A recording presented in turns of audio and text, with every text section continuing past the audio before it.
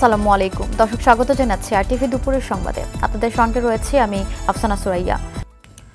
ঢাকা মেডিকেলে কলেজ হাসপাতালে আন্দোলনরত ইন্টার্ন চিকিৎসকদের দাবিগুলোর মধ্যে দুটি দাবি পূরণ হয়েছে।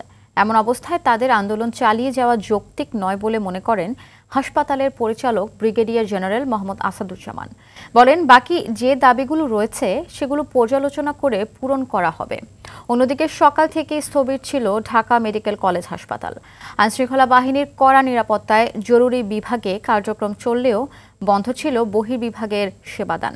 আন্দোলনকারীদের সাথে আলোচনার মাধ্যমে দ্রুত সমস্যার সমাধান করার আহ্বান জানান চিকিৎসা নিতে আসা রোগী ও তাদের স্বজনরা। এদিকে ঢাকা মেডিকেলে কলেজ হাসপাতালে ভাঙচুর ও চিকিৎসকদের উপর হামলার ঘটনায় সঞ্জয় পাল জয়কে গাইবান্ধা থেকে গ্রেফতার করা হয়েছে বলে জানিয়েছে ঢাকা মেট্রোপলিটন পুলিশ।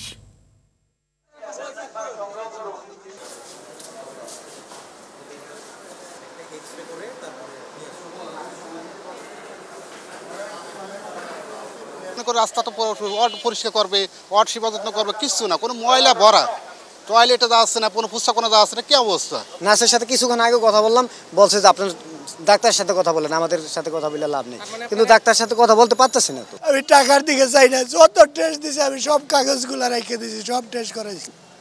টেস্টগুলো যে কোনো ডাক্তারে দেওয়া হয়, কাগজগুলো দেওয়ার লোক নাই স্যার। আমরা আশা করছি আজকের মধ্যেই হয়তো বা ওনারা এই যে তাদের যে পূর্ণ কর্মবিরতি এটা উইথড্র করবেন। আমরা তাদের কাছে আহ্বান জানিয়েছি, ওনারা বিবেচনা করছেন। ইতিমধ্যেই আমাদের যে 2 নম্বর আসামি সে কিন্তু ধরা পড়েছে। বাকি আসামিদের ধরার জন্য জোর প্রচেষ্টা চলছে। দর্শক, এই মুহূর্তে ঢাকা মেডিকেল কলেজ হাসপাতাল থেকে যুক্ত হচ্ছেন সহকর্মী ইকবাল অনেক।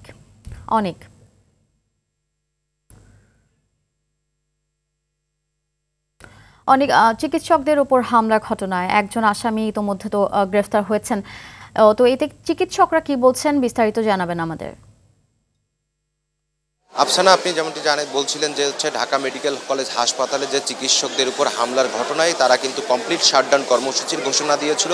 সেই প্রেক্ষিতে কিন্তু গতকাল তারা কিন্তু সারাদিন চিকিৎসা সেবা দেওয়া বন্ধ রাখেন এবং পরে স্বাস্থ্য উপদেষ্টার সঙ্গে বৈঠকের পর কিন্তু তারা কর্মবিরতিতে শর্ত সাপেক্ষে কিন্তু কাজকর্মে ফেরার জন্য তাগিদ দেন এবং তারা কাজে ফেরেন। তবে কিন্তু তারা কিন্তু জরুরি যে সেবাটি রয়েছে সেই কার্যক্রমটি চালু রেখেছেন, কিন্তু বহির্বিভাগে যেসব রোগী রয়েছেন তাদের সেসব সেবাদান কিন্তু বন্ধ রেখেছেন এবং তা ব্যতীত অন্যান্য যে কার্যক্রমগুলো রয়েছে সেগুলো কিন্তু চালু রয়েছে। এবং শর্ত সাপেক্ষে যেহেতু তারা তাদের যে সেবাদান প্রক্রিয়াটি চালু রেখেছেন, এতে কিন্তু যেসব রোগী আসছেন দূর দূরান্ত থেকে তারা কিন্তু ভুক্তভোগী হচ্ছেন বা তারা ভোগান্তির শিকার হচ্ছেন। যেমন বহির্বিভাগে যেসব রোগী ভর্তি রয়েছেন তাদের বিভিন্ন সময় আজকে ডাক্তার দেখানোর ডেট থাকলেও বা সার্জারির ডেট থাকলেও কিন্তু তারা সেই সেবাটি পাচ্ছেন না। এবং আন্দোলনরত ইন্টার্ন চিকিৎসকদের দাবি যেগুলো ছিল তার মধ্যে 4টি দাবির মধ্যে কিন্তু 2টি দাবি কিন্তু এখন পর্যন্ত পূরণ হয়েছে। তার মধ্যে প্রথম দাবিটি ছিল নিরাপত্তার বিষয়টি ছিল। সেই নিরাপত্তার বিষয়টি ঢাকা মেডিকেল কলেজ হাসপাতালের পক্ষ থেকে কিন্তু নিরাপত্তা জোরদার করা হয়েছে। এখানে কিন্তু নিরাপত্তায় সেনাবাহিনী, বিজিবি, পুলিশ এবং আনসাররা নিয়োজিত রয়েছেন এবং যে আসামি গ্রেপ্তারের 24 ঘন্টার মধ্যে আসামি গ্রেপ্তারের কথাটি বলার ছিল, কিন্তু আসামি কিন্তু 24 ঘন্টার মধ্যে গাইবান্ধা থেকে 2 নম্বর যে আসামি আছে তাকে গ্রেপ্তার করেছে পুলিশ। এবং বাকি যে দাবিগুলো রয়েছে সেগুলো কিন্তু পর্যালোচনা করছে বলে আমরা ঢাকা মেডিকেল কলেজের যে পরিচালক রয়েছেন তিনি কিছুক্ষণ আগে আমাদের জানিয়েছেন। এবং তিনি বলেছেন যে তাদের যেহেতু প্রায় 2টি দাবি পূরণ হয়েছে, প্রধান যে দাবি 2টি ছিল তাদেরকে এখন কাজে ফেরা উচিত এবং এখন আন্দোলনের যৌক্তিকতাও কিছু মনে করছেন না তারা। আর এখানে যারা চিকিৎসা সেবা নিতে এসেছেন তাদের সঙ্গে আমরা একটু কথা বলে জানবো তারা কী রকম ভোগান্তির শিকার হয়েছেন। তো আপনি তো আপনার পেশেন্ট নিয়ে এসেছেন, আপনার কী রকম ভোগান্তিতে পড়তে হয়েছে আপনাকে, বা আপনারা কি কি সমস্যায় পড়েছেন? জি ধন্যবাদ। আমরা আজকে 9 দিন এই হসপিটালে আছি। তো মারাত্মকভাবে ইনি আহত হয়েছেন। তো আজকে আমাদের অপারেশনের একটা কথা ছিল আজকে সকাল 9টায়। তো আমরা ওখানে অপারেশন থিয়েটারে গিয়েছিলাম। তো কম সংখ্যক ডাক্তার আমরা উপস্থিতি পেয়েছি, অজ্ঞান ডাক্তার আমরা উপস্থিত পাইনি, এজন্য আজকে আমাদের অপারেশন হয় নাই। তো এখানে গত 2 দিন আগে যে ঘটনাগুলো ঘটছে এটা অপ্রত্যাশিত এবং আমরা এই হানাহানি, এই রক্তাক্ত আর আমরা চাই না। আমরা এই দেশে আবার নতুন কোনো যুদ্ধ চাই না, এই দেশ আবার কসাইখানা হোক, এটা আমরা চাই না। ধন্যবাদ আপনাকে। তো শুনছিলেন যে আফসানা, এখানে যে সেবা প্রার্থীরা এসেছেন তারা কিন্তু বলছেন যে তারা কিন্তু আর এরকম আন্দোলন চাচ্ছেন না, তারা তাদের যে প্রকৃত যে সেবাটা আছেন তারা এই সেবাটাই চাচ্ছেন। এই ছিল আমার কাছে ঢাকা মেডিকেল কলেজ হাসপাতালের জরুরি বিভাগ থেকে সবশেষ অবস্থা। আফসানা, অসংখ্য ধন্যবাদ আপনাকে। দর্শক, রাজশাহী মেডিকেলের পরিস্থিতি জানাতে আমাদের সঙ্গে সরাসরি যুক্ত হচ্ছেন সহকর্মী মোস্তাফিজ রকি। রাজশাহী মেডিকেলে রোগীরা ঠিক মতো সেবা পাচ্ছেন কিনা জানাবেন আমাদের।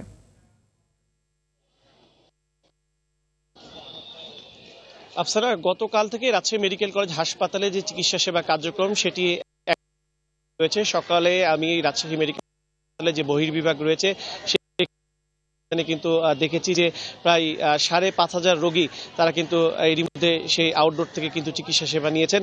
এবং রাজশাহী মেডিকেল কলেজ হাসপাতাল কথা বলি, ইন্ডোরেও কিন্তু এখন পর্যন্ত আসলে চিকিৎসকরা যারা রয়েছেন বা পাশাপাশি নার্সরা যারা রয়েছেন তারা কিন্তু আসলে চিকিৎসা সেবা যাচ্ছেন। এবং কিছুক্ষণ আগেও আমি বেশ কয়েকটি ওয়ার্ড ঘুরে দেখেছি জানিয়েছেন। এবং আমরা রাজশাহী মেডিকেল কলেজ হাসপাতালের যিনি জরুরি বিভাগের ইনচার্জ রয়েছেন ডক্টর শঙ্করকে বিশ্বাস, তার সাথে আমরা আসলে বলতে যে গতকালকে যেহেতু ঢামেকে চিকিৎসকরা কর্মবিরতি পালন করলেও তারা আসলে করেনি, কারণ হচ্ছে যে অনেকটাই চিকিৎসকদের তারা যে দাবিগুলো জানিয়েছেন সেগুলোর প্রতি তাদের পূর্ণ সমর্থন ছিল, তবে মানবিক দৃষ্টি থেকে কিন্তু চিকিৎসার যে কার্যক্রম সেটি আসলে চালিয়ে গেছেন। এবং কিছুক্ষণ আগেও আমার রাজশাহী মেডিকেল কলেজ হাসপাতালের যিনি পরিচালক রয়েছেন তার সাথে কথা হয়েছে, তিনি বলেছেন যে ঢামেকে যে অনাকাঙ্ক্ষিত যে ঘটনাগুলি আসলে ঘটেছে চিকিৎসকদের উপরে সেটি যেন রাজশাহী মেডিকেল কলেজ হাসপাতালে না ঘটে, এই কারণে বিভাগীয় কমিশনারের কাছে তিনি একটি যৌথ বাহিনী টিমের যে ক্যাম্প সেটি কিন্তু রাজশাহী মেডিকেল কলেজ হাসপাতালে স্থাপনের দাবি জানিয়েছেন। এবং সেটি কিন্তু হয়তোবা আজকে বা কালকে নাগাদ যৌথ বাহিনী একটি ক্যাম্প রাজশাহী মেডিকেল কলেজ হাসপাতালে স্থাপন করা হবে, যারা আসলে চিকিৎসকদের সুরক্ষায় কাজ করবে বলে এমনটি আসলে জানিয়েছে হাসপাতাল কর্তৃপক্ষ। তো এখন পর্যন্ত আফসানা যদি বলি তো রাজশাহী মেডিকেল কলেজ হাসপাতালে চিকিৎসা সেবা এখন পর্যন্ত স্বাভাবিক রয়েছে। আফসানা, ধন্যবাদ আপনাকে। ঢাকা ৭ সংসদীয় আসনের সাবেক সংসদ সদস্য হাজী মোহাম্মদ সেলিমকে আটক করেছে পুলিশ। রোববার মধ্যরাতে রাজধানীর বংশাল থেকে তাকে আটক করা হয়। কোটা সংস্কার আন্দোলনের সময় শিক্ষার্থীদের তোপের মুখে হাসপাতালে গিয়ে আশ্রয় নেন তিনি। এর আগে অবৈধ সম্পদ অর্জনের অভিযোগে দুর্নীতি দমন কমিশনের মামলায় ২০০৮ সালে ১৩ বছরের সাজা হয় হাজী সেলিমের। পরবর্তীতে ২০২২ সালে এই সাজা কমিয়ে ১০ বছর করে হাইকোর্ট। এদিকে হত্যার ঘটনায় দায়ের করা মামলায় সাবেক বাণিজ্যমন্ত্রী টিপু মুন্সিকে রিমান্ড শেষে জামিন নামঞ্জুর করে কারাগারে পাঠানো হয়েছে। অন্যদিকে রাজধানীর আদাবর থানায় এক গার্মেন্টস কর্মী হত্যা মামলায় আওয়ামী লীগের প্রচার ও প্রকাশনা সম্পাদক আব্দুস সোবহান গোলাপের আরও ৩ দিনের রিমান্ড মঞ্জুর করেছেন আদালত। ন্যাশনাল টেলিকমিউনিকেশনকে মনিটরিং সেন্টার এনটিএমসির সাবেক মহাপরিচালক জিয়াউল আহসান ও তার পরিবারের অঢেল সম্পদের হদিস মিলেছে ঝালকাঠির প্রতাপপুরের নিজ এলাকায়। শুধু তাই নয়, তার স্বজনদের নির্যাতন ও জুলুমে অতিষ্ঠ এলাকাবাসী। জিয়াউল গ্রেফতারের পর মুখ খুলতে শুরু করেছে স্থানীয়রা। ঝালকাঠি থেকে জহিরুল ইসলাম জলিলের তথ্যচিত্রে রিজওয়ান শরীফের রিপোর্ট। ঝালকাঠির প্রতাপপুরের জিয়াউল আহসান ১৯৯১ সালে সেনাবাহিনীতে কমিশন লাভ করে। এরপর আওয়ামী লীগ সরকার গঠন করলে তার ভাগ্যের চাকা রাতারাতি ঘুরে যায়। র্যাবের অতিরিক্ত মহাপরিচালক থেকে হয়ে যান এনএসআই এর পরিচালক, ব্রিগেডিয়ার জেনারেল থেকে মেজর জেনারেল, পরে এনটিএমসির মহাপরিচালক। সরকারের আনুগত্য করে পদোন্নতির সঙ্গে সঙ্গে বাড়তে থাকে তার সম্পদের পাহাড়। নিজ এলাকায় জিয়াউল আহসান ও তাসফিয়া মাল্টিপারপাস নামে রয়েছে 2টি অ্যাগ্রো ফার্ম। এছাড়া অত্যাধুনিক বাংলো, মাদ্রাসা কমপ্লেক্স সহ তার ও ভাইদের নামে রয়েছে কয়েকশো বিঘা জমি। 10.5 বিঘা সম্পত্তি আছে, এর ভিতরে একটা ঘের, 6টা পুষ্কুনি আছে, গরু আছে, গরুর খামার আছে, একটা বাড়ি আছে, আরো অনেক কিছুই এখানে আছে, আরো আশেপাশে জমি আছে। এই এলাকায় ইউনিয়ন ব্যাপী বিভিন্ন জায়গায় যাই মানুষের অত্যাচার করত। প্রতিবাদ করার কোনো ই ছিল না, তারা ক্ষমতা দেখাইতো যে পুলিশ দিয়ে ধরে নেওয়া। সম্পদের পাহাড় গড়তে স্থানীয়দের জোরপূর্বক উচ্ছেদ করেছেন। কারো জমি পছন্দ হলে ভয় ভীতি দেখিয়ে কিংবা মারধর করে নামমাত্র মূল্যে লিখে নিতেন বলে জানান স্থানীয়রা। জিয়াউল হাসান আমার জায়গায় টাঙ্কি বসাইছে, বাথরুম বসাইছে, আমারে ভয় দেখাইয়া এই অত্যাচার করছে। এই পর্যন্ত সীমানা এই গাজরে এই পর্যন্ত বাঞ্জিন আছে, 1.5 জায়গা বেশি বাঞ্জি নিয়া ওই উজুখানাটা আমার 22 জায়গায় করছে। আমার স্বামীরে আমার 2 ডলারে পিটাইছে এই রাস্তায় এলাইয়া এখানে বইয়া। থ্রেট মেরে দিয়েছে, পিস্তল ধরছে মাথায়, অনেক মারধর করছে। মারধর করার পর আমাকে এই জায়গায় ঢুকতেছে, এই আর কিছু দেয় না আমাকে। ওইদিকে এক মহিলার মনে করেন বাড়ি উঠে গেছে বলে হেরা রাস্তায় দৌড়ায় করে আর বাড়ি থাকতে পারে না। জিয়াউলের পতনে এলাকা ছেড়েছেন তার সাঙ্গপাঙ্গরা, এতে আতঙ্কমুক্ত হয়েছেন বলে জানান ভুক্তভোগীরা। রেজওয়ান শরীফ, RTV। জমি দখল চাঁদাবাজি যেন পেশা ঢাকা উত্তর সিটি কর্পোরেশনের 29 নম্বর ওয়ার্ডের কাউন্সিলর সলিমুল্লাহ সলুর। তার থাবা থেকে বাদ যায়নি সরকারি রাস্তা কিংবা স্কুলের জমি। ওয়ার্ড জুড়ে সব জায়গাতেই চালিয়েছেন দখল বাণিজ্য। অনুসন্ধানে দেখা যায় এলাকার প্রায় 100 কাঠা জমি দখলে নিয়েছে সে, যার বাজার মূল্য প্রায় 200 কোটি টাকা। মেহেদী হাসান সুজনের ক্যামেরায় দীপ্তচন্দ্র পালের রিপোর্ট। বাদশাহ ফয়সল ইনস্টিটিউট 1981 সালে সরকারের কাছ থেকে প্রায় 5.5 একর জায়গা লিজ নিয়ে শ্যামলী রিং রোডে শুরু করে প্রতিষ্ঠানটির কার্যক্রম। এখন স্কুলটির প্রায় 40 কাঠা জমি বেদখল। অভিযোগ আছে ক্ষমতার অপব্যবহার করে কাউন্সিলর মোহাম্মদ সলিমুল্লাহ সলু জায়গাটি দখলে নিয়েছেন, যার বাজার মূল্য প্রায় 100 কোটি টাকা।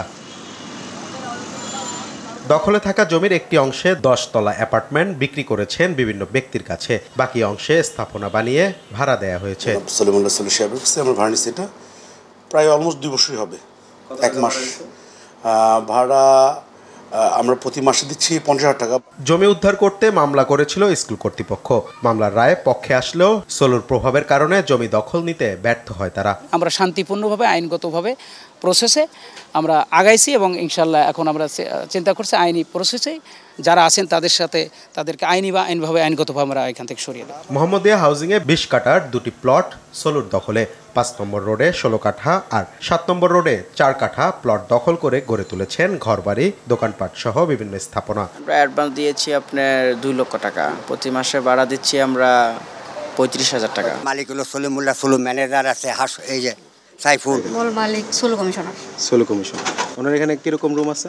16-17 রুম আছে। প্রায় 30 কোটি টাকা মূল্যের এসব জমিও উদ্ধার করতে পারেনি মোহাম্মদিয়া হাউজিং কর্তৃপক্ষ। ওখানে কথা বলতে গেলে ওনার ওয়াইফ ছিলেন, ওনারা পিস্তল নিয়ে নামতেন। আর ওনার এখানে বিষয় হলো কি, উনি যখন বস্তি ঘর উঠাই দিতেছেন ওখানে 2-4 জন ফ্রি লোক রাখতেছে, তো আমাদের ওখানে কোনোভাবেই এন্ট্রান্স দেওয়া যায় না। দখলের কবল থেকে বাদ যায়নি রাস্তাও। তাজমহল রোডে বিজরি মহল্লায় রাস্তা দখল করে গড়ে উঠেছে রাসেল কমিউনিটি সেন্টার। ক্যাম্পের মধ্যে এখানে ময়লা টোলা ফেলাইতো, তারপরে এখানে একটু বস্তি হয়েছে, তারপরে কেমনে বিল্ডিং হয়ে গেছে। এসব বিষয় জানতে কাউন্সিলর সলুর কার্যালয় ও বাসায় যেয়ে তাকে পাওয়া যায়নি। ফোনে বা মেসেজেও সাড়া দেননি তিনি। ওনার ওই জমিটা ওনার স্বপ্ন, ওনার দোকান উনি ভাড়া দিছে।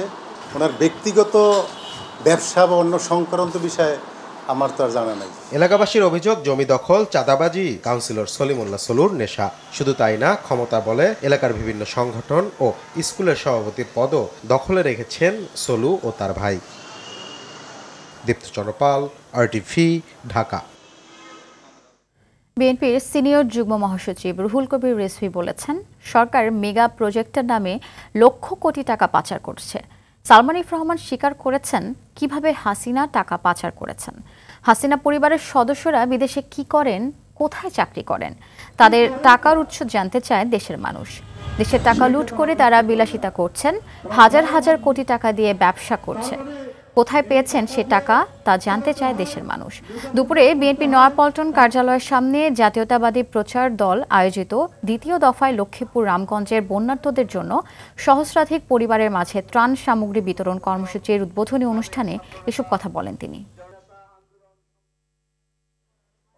সাবধান হতে হবে, চোখ কান খোলা রাখতে হবে। প্রিয় ভাইয়েরা, এখনো আওয়ামী লীগের সেই দোসরেরা বিভিন্ন স্থানে এখনো পদে বসে আছে। এরা বাংলাদেশের হাজার হাজার কোটি টাকা পাচার করার জন্য শেখ হাসিনা তার সহচরদেরকে সহযোগিতা করেছে। বিডিআর হত্যাকাণ্ডের বিচার চাইলেন অন্তর্বর্তী সরকারের স্বরাষ্ট্র উপদেষ্টা অবসরপ্রাপ্ত লেফটেন্যান্ট জেনারেল জাহাঙ্গীর আলম চৌধুরী। সকালে সচিবালয়ে নিজ কার্যালয়ে সুইজারল্যান্ডের রাষ্ট্রদূত রেতো রিংলির সঙ্গে সাক্ষাৎ শেষে তিনি একথা বলেন।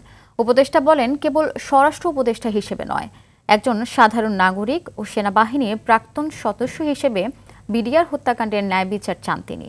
বলেন বর্তমান সরকার জনগণের অধিকার, সুশাসন ও ন্যায় বিচার প্রতিষ্ঠা করতে বদ্ধপরিকর। সঠিকভাবে এই হত্যাকাণ্ডের পুনঃ তদন্ত ও ন্যায় বিচার প্রক্রিয়া শীঘ্রই শুরু হবে বলে জানান স্বরাষ্ট্র উপদেষ্টা অবসরপ্রাপ্ত লেফটেন্যান্ট জেনারেল জাহাঙ্গীর আলম চৌধুরী। বর্তমান সরকার জনগণের অধিকার, সুশাসন ও ন্যায় বিচার প্রতিষ্ঠায় বদ্ধপরিকর। শুধু স্বরাষ্ট্র উপদেষ্টা হিসাবে নয়, একজন সাধারণ নাগরিক ও সেনাবাহিনীর প্রাক্তন সদস্য হিসাবে আমি বিডিআর হত্যাকাণ্ডের ন্যায় বিচার চাই। সঠিকভাবে এই হত্যাকাণ্ডের পূর্ণ তদন্ত ও ন্যায় বিচার প্রক্রিয়া শীঘ্রই শুরু করা হবে। আজ থেকে খুলেছে সাভার ও আশুলিয়ার সব শিল্প কারখানা। এসব কারখানার নিরাপত্তা নিশ্চিত করবে সেনাবাহিনী। গেল রাতে রাজধানীর একটি হোটেলে আয়োজিত মতবিনিময় শেষে একথা জানান বিজিএমইএর সভাপতি রফিকুল ইসলাম। বলেন, শ্রমিকদের সঙ্গে আলোচনা করে তাদের যৌক্তিক দাবি মেনে নেওয়া হবে। তবে যারা আন্দোলন করছে তারা বেশিরভাগই শ্রমিক নয়, তারা ভিন্ন মতলবে আইন বহির্ভূত দাবি নিয়ে আন্দোলন করছে। বিভিন্ন দাবিতে শ্রমিকদের বিক্ষোভের মুখে ঢাকার সাভার ও আশুলিয়ার শিল্প কারখানা বন্ধ ঘোষণা করেছিল মালিকরা।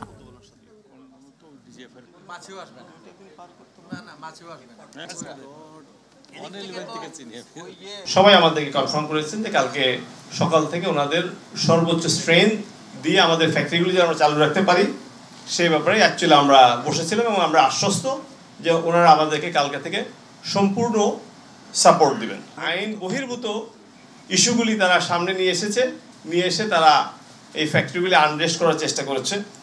এই জন্য আমরা গতকালকে বিজিএমইতে আমাদের যতগুলি শ্রমিক সংগঠন আছে তাদের সবাইকে আমরা ডেকেছিলাম। আমরাও বোঝার চেষ্টা করেছি যে কি হচ্ছে।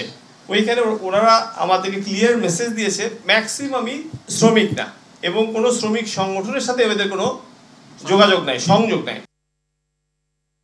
দর্শক, সাভার আশুলিয়ার সব কারখানা খোলার বিষয়ে আরো জানাতে আমাদের সাথে যুক্ত হচ্ছেন সহকর্মী SM সৌরভ। যেহেতু আজ থেকে সাভার আশুলিয়ার সকল শিল্প কারখানা খুলে দেওয়া হয়েছে, তো কারখানায় শ্রমিকদের উপস্থিতি কেমন দেখছেন? গার্মেন্টসগুলোতে কতটা প্রাণচাঞ্চল্য ফিরে এসেছে জানাবেন আমাদের।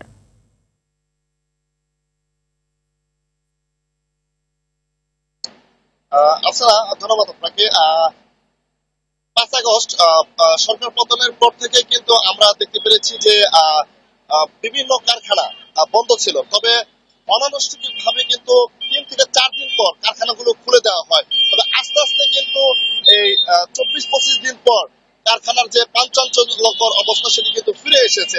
আমি একটু জানাই, আমি যে এখন রয়েছি আশুলিয়ার Sina knit and denim fashion limited একটি কারখানার সামনে। এই কারখানাটি কিন্তু 4 আগস্ট দুর্বৃত্তরা পুড়িয়ে দেয় এবং এর সাথে আরো কয়েকটি আশেপাশে কারখানা পুড়িয়ে দেয়, হামলা করে, ভাঙচুর করে, লুটপাট চালায়। তো তারপর থেকে কিন্তু কারখানাগুলো বন্ধ হয়েছিল। তবে আমরা দেখতে পেরেছি যে কারখানা কর্তৃপক্ষ তারা কিন্তু অনানুষ্ঠানিক ভাবে কিছু কিছু শ্রমিক দিয়ে কারখানার যে গুরুত্বপূর্ণ অংশগুলো বা জায়গাগুলো সেগুলো কিন্তু তারা চালু রেখেছিল। তবে আজকে কিন্তু আনুষ্ঠানিকভাবে সেনাবাহিনীর নিয়ন্ত্রণে এবং কারখানা কর্তৃপক্ষের তত্ত্বাবধানে ফ্যাক্টরিগুলো চালু হয়েছে। তবে আমি আরেকটি বিষয় জানিয়ে রাখি, আশুলিয়ার যে জামগড় এলাকা, এই এলাকায় কিন্তু অত্যাধিক অনেকগুলো ফ্যাক্টরি রয়েছে। এইসব ফ্যাক্টরিতে চাকরি প্রত্যাশী নামে কিছু দুর্বৃত্তকারী, তারা আসলে কোনো শ্রমিক সংগঠনের সাথেও জড়িত নয়, কোনো ফ্যাক্টরির শ্রমিক নয়, তারা আসলে দুর্বৃত্ত। তারা কিন্তু কিছু কারখানায় ইট পাটকেল দিয়ে ঢিল মারছে, পিকেটিং করছে এবং ভাঙচুর করছে, বিভিন্ন কারখানায় গিয়ে হামলা চালাচ্ছে। তবে তারা কারা এই বিষয়ে কিন্তু ইতিমধ্যে আইন শৃঙ্খলা বাহিনী মাঠে নেমেছে, তাদেরকে শনাক্ত করার চেষ্টা করছে এবং যাতে করে এই শিল্পাঞ্চল আশুলিয়ার যে কর্মচাঞ্চল্যতা ফিরে এসেছে সেই বিষয়টি যাতে করে স্বাভাবিক থাকে সেই বিষয়ে সেনাবাহিনী মাঠ পর্যায়ে কাজ করছে। তো আশুলিয়া থেকে এই ছিল আমার কাছে শিল্প কারখানার সর্বশেষ তথ্য। অসংখ্য ধন্যবাদ আমাদের সাথে যুক্ত হবার জন্য। কুইক রেন্টাল সংক্রান্ত বিদ্যুৎ ও জ্বালানির দ্রুত সরবরাহ বৃদ্ধির বিশেষ বিধান আইন 2010-এর 9 ধারায় দায়মুক্তি এবং ক্রয় সংক্রান্ত 6(2) ধারার বৈধতা চ্যালেঞ্জ করে হাইকোর্টে রিট করা হয়েছে। দুপুরে সুপ্রিম কোর্টে 2 আইনজীবী হাইকোর্ট বিভাগের সংশ্লিষ্ট শাখায় এই রিটটি দায়ের করেন। এই আইনটি সংবিধানের 10টি ধারা লঙ্ঘন বলে রিটে উল্লেখ করা হয়েছে। বিদ্যুৎ ও জ্বালানির দ্রুত সরবরাহ বৃদ্ধি বিশেষ বিধান আইন 2010-এর 9 ধারায় বলা হয়েছে, এই আইনের অধীন কোনো কাজ বা নির্দেশের বৈধতা সম্পর্কে কোনো আদালতে প্রশ্ন উত্থাপন করা যাবে না। এই আইনকে সংবিধানের লঙ্ঘন বলে উল্লেখ করা হয়েছে রিটে। বিবাদী করা হয়েছে আইন মন্ত্রণালয়ের সচিব, অর্থ বিভাগের সচিব, বিদ্যুৎ জ্বালানি ও খনিজ সম্পদ সচিব, পেট্রো বাংলা চেয়ারম্যান ও বিদ্যুৎ উন্নয়ন বোর্ডের চেয়ারম্যানকে। দেশের বন্যা পরিস্থিতির উন্নতি হলেও পানি ধীরগতিতে কমায় সীমাহীন দুর্ভোগ পোহাচ্ছেন বানভাসীরা। ফেনীতে বন্যায় রাস্তাঘাটের ব্যাপক ক্ষতি হয়েছে। এখনও পানি বন্দী আছে ফুলগাজী ও পরশুরামের অনেক মানুষ। পানি কমার সঙ্গে দুর্ভোগ বাড়ছে লক্ষ্মীপুরের বাসিন্দাদের। ঘরবাড়ি থেকে পানি নামায় আশ্রয় কেন্দ্র থেকে বাড়ি ফিরতে শুরু করেছেন অনেকেই। এদিকে বন্যায় জেলাটিতে সাপের আতঙ্ক দেখা দিয়েছে। গত 10 দিনে লক্ষ্মীপুরের বিভিন্ন জায়গায় 112 জনকে সাপে কেটেছে। নোয়াখালীতে পানি কমলেও দুর্গত এলাকায় খাদ্য সংকট সহ নানা ভোগান্তির সঙ্গে দেখা দিয়েছে পানিবাহিত রোগবালাই। অন্যদিকে কুমিল্লার গোমতী, ডাকাতিয়া, ঘুংরু সহ বিভিন্ন নদ নদীর পানি কমায় বন্যা পরিস্থিতি আরও উন্নতির দিকে যাচ্ছে। তবে দুর্গত এলাকাগুলোতে খাদ্য ও বিশুদ্ধ পানির তীব্র সংকট দেখা দিয়েছে। মৌলভীবাজার ও ব্রাহ্মণবাড়িয়ায় পানি কমার সঙ্গে বেরিয়ে আসছে ক্ষয়ক্ষতির চিহ্ন। সেটার পরিমাণ প্রায় 500 কিলোমিটার রাস্তা, ব্যাপক ক্ষতিগ্রস্ত। এটা আসলে সম্পূর্ণ আগের অবস্থায় ফিরিয়ে আনাটা আসলে সময় সাপেক্ষ বিষয়, কারণ এটা অনেক ব্যয়ের বিষয় আছে। ব্যয়ের অনুমোদনটা হেড অফিস থেকে হয়, সেই অনুমোদন আমরা নিয়ে আসবো, নিয়ে এসে আমরা চালের গাড়িগুলো যেতে পারে, সেই জন্য এই রাস্তা দিয়ে আসলে সম্ভব হবে না। বিকল্প একটা রাস্তা যেটা আছে আর একটু সরু, কিন্তু ওই রাস্তা দিয়ে যেন যেতে পারে আমরা সে ব্যবস্থা নিচ্ছি। দর্শক, ফেনীর বন্যা পরিস্থিতির বিষয়ে জানাতে আমাদের সঙ্গে সরাসরি যুক্ত হচ্ছেন সহকর্মী আজাদ মালদার।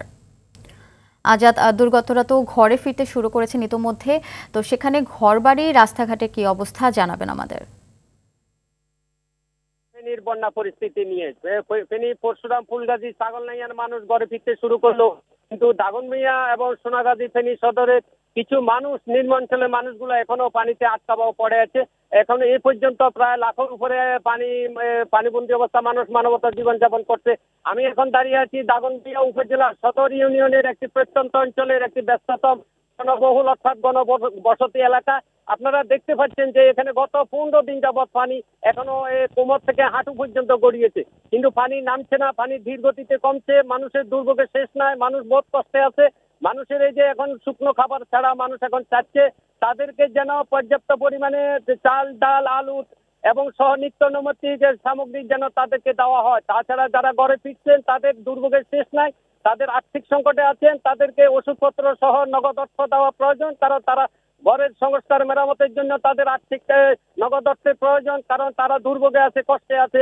এখানে যদি আমি জানিয়ে রাখি যে আপনাদেরকে যে প্রশাসন সহ স্বেচ্ছাসেবী সংগঠনের যে পরিমাণে ত্রাণ সামগ্রী দিচ্ছেন এটা অত্যন্ত প্রতুল। তারা আরো চাচ্ছেন তাদেরকে পর্যাপ্ত পরিমাণে হাজার হাজার কোটি টাকার লোকসানের ঘানি টানছেন, তাদেরকে যেন এই। অসংখ্য ধন্যবাদ আপনাকে। সেপ্টেম্বরেও দেশের উত্তরাঞ্চল, উত্তর পূর্বাঞ্চল এবং দক্ষিণ পূর্বাঞ্চলের কিছু জায়গায় স্বল্প মেয়াদী বন্যা পরিস্থিতি তৈরির আশঙ্কা করছে আবহাওয়া অধিদপ্তর। মূলত চলতি মাসে ভারী বৃষ্টিপাতের কারণেই এই শঙ্কার কথা বলছে অধিদপ্তর। এছাড়া চলতি মাসে 1 থেকে 2টি মৃদু তাপপ্রবাহ বয়ে যাওয়ার সঙ্গে দিন এবং রাতের তাপমাত্রা স্বাভাবিকের চেয়ে সামান্য বেশি থাকার কথাও বলছে আবহাওয়া পূর্বাভাস।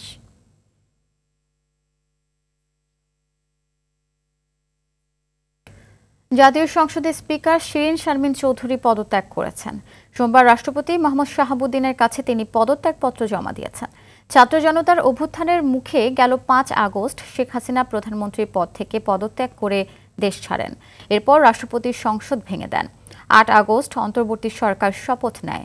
শেখ হাসিনার সরকারের পতনের 27 দিনের মাথায় পদত্যাগ করলেন স্পিকার শিরিন শারমিন চৌধুরী। বাজারে 5, 10 ও 20 টাকার কাগজের নোটের অবস্থা খুবই নাজুক উল্লেখ করে তা দ্রুত পরিবর্তন করার কথা জানিয়েছেন অর্থ উপদেষ্টা ডক্টর সালেহ উদ্দিন আহমেদ। সকালে সচিবালয়ে রপ্তানি উন্নয়ন ব্যুরোর কর্মকর্তাদের সাথে বৈঠক শেষে একথা জানান তিনি। অর্থ উপদেষ্টা বলেন, চলতি কিংবা আগামী মাসে বাজেট রিভাইজ বা পুনর্বিবেচনা করা হতে পারে। বাজেটে বড় বড় উন্নয়ন খাতের প্রকল্পগুলোর বিষয়ে সরকারের উচ্চ পর্যায়ে সিদ্ধান্ত নেওয়া হবে। কালো টাকা সাদা করার সুযোগ বন্ধ করে দিয়েছেন জানিয়ে জিডিপির বাস্তব সংখ্যা কত তা জানার কাজ চলছে বলে জানান অর্থ উপদেষ্টা। আমরা টাকাটাই এমন মিসহ্যান্ডেল করি, এর মধ্যে লুঙ্গির মধ্যে গুঁজে দিই। পৃথিবীর আপনি দেখেন ডলার দেখেন এত সার্কুলেশন হয়, এমনি ওদের ক্যাশ কম থাকবে, কিন্তু ওটা কোনো মিউটিলেট না, আমাদের এখানে রাখবেন ওখানে রাখবেন, এই মানি ব্যাগের ভাঁজ হয়ে যাবে। এগুলো হয় যতদিনে রিপ্লেস না হয় পুরোনো টাকাগুলো তো বাজার থেকে আপনি আউট করতে পারবেন না। একেবারে খুব খারাপগুলো বাংলাদেশ ব্যাংকে জমা হয়, ওগুলো কাউন্ট করে